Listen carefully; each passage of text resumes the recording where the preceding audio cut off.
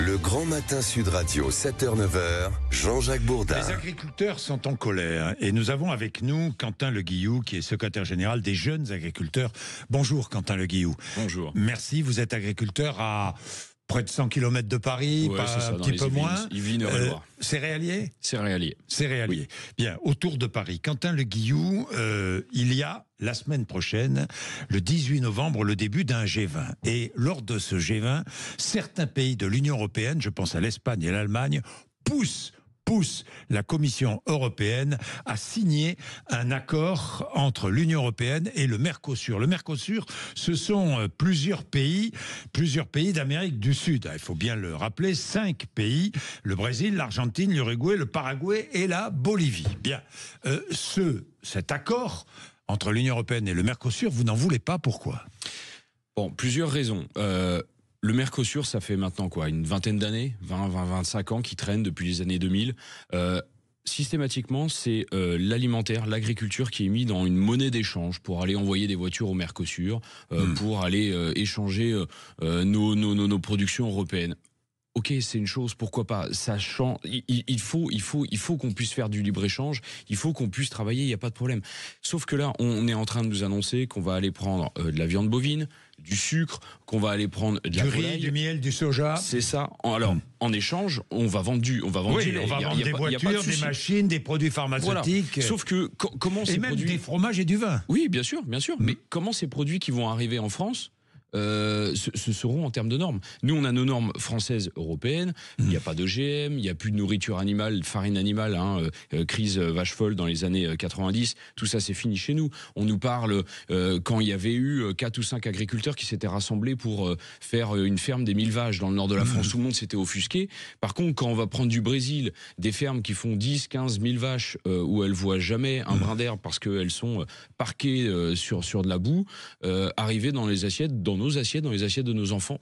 Enfin, voilà, il y a un moment, il faut prendre un peu les agriculteurs, un peu, faut arrêter de nous prendre un peu. Donc vous dites au gouvernement français, tenez bon. Michel Barnier sera aujourd'hui à la rencontre d'Ursula von der Leyen pour essayer de l'infléchir, mais l'Espagne, l'Allemagne, entre autres, poussent pour la signature de cet accord. Il n'y a pas de politique européenne. On a besoin aujourd'hui, face à l'Amérique, les États-Unis et la Chine, on a besoin d'une Europe forte et unie. Oui. Nous, c'est ce qu'on essaye de faire. C'est ce que vous demandez. C'est ce qu'on demande, mais bien sûr, l'Europe, on en veut. Nous, jeunes agriculteurs, syndicats responsables, on veut de l'Europe parce que c'est unis ensemble qu'on pourra aller faire front face à tous ces autres pays qui émergent ou du moins qui se développent ou qui changent de président et qui pourraient nous créer des problèmes. Donc il faut être unis forts ensemble. Aujourd'hui, nous, on en appelle à tous les agriculteurs européens. Si aujourd'hui un agriculteur européen en Pologne ou autre, écoute Sud Radio, je l'appelle à venir avec nous, à nous rejoindre, à tous les agriculteurs européens, pour faire front au Mercosur. Tous ensemble. Les Espagnols sont en train de changer.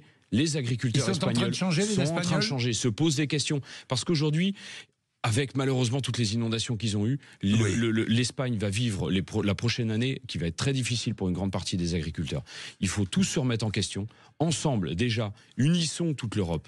Toutes les utilisations des molécules, tous pour l'Europe, identiques. L'utilisation et les normes d'élevage, tous ensemble déjà, normes identiques au sein même de l'Union européenne. Des règles fiscales identiques. Pour tout le monde, en Europe déjà, à l'identique. Et après, on pourra aller voir avec nos libre-échange dans les pays internationaux. Bien sûr. Parce qu'il y a des accords de libre-échange qui ne sont pas si mauvais que ça pour l'Europe, pardon.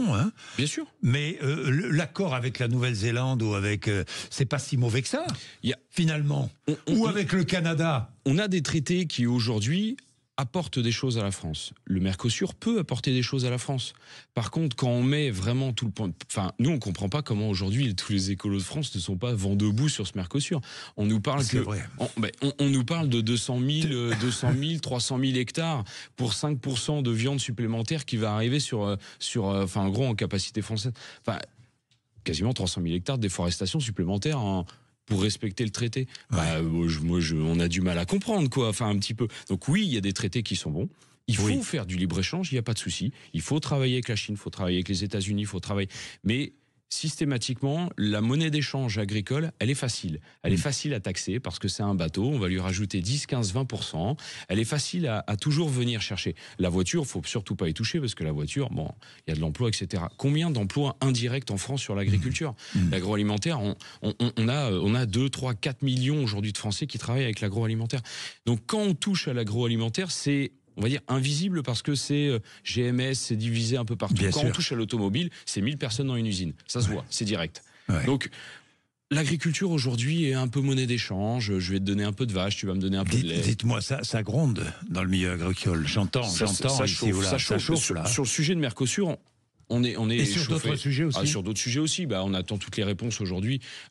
Toutes les questions qu'on a pu amener sur les dernières mobilisations de l'hiver dernier. Aujourd'hui, il nous faut des réponses claires et nettes. Enfin, bon, Vous ça n'avez fait un an pas que ça été traîne. satisfait Pas tout. par les réponses de l'hiver dernier? Pas tout. Il nous en Franchement. manque. Il nous en manque. Il vous en manque. Il nous en manque encore aujourd'hui sur les simplifications. Toutes les promesses ont-elles été tenues ou pas? On va dire, allez, on va arriver pratiquement à 50%. 50% des Oui, promesses. il nous en reste C'est encore un dommage. petit peu. ça. C'est Il nous en dommage. reste encore un petit peu. Bon.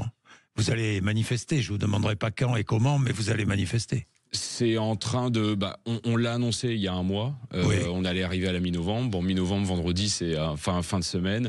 Voilà, donc G20, avec le Brésil la semaine prochaine, le 18 novembre. Bon, voilà, on peut se douter que on va essayer de mettre un peu la pression. Maintenant, Oui, on espère j'imagine. des réponses très rapides. Merci Quentin Le Guillou d'être Merci. venu nous voir ce matin sur l'antenne de Sud Radio. Quentin Le Guillou qui est secrétaire général des jeunes agriculteurs. Il est 7h18. Vous êtes sur Sud Radio. Si vous voulez réagir, ce n'est pas compliqué. En attendant, le rappel des titres de l'actualité de Laurie Leclerc. Laurie.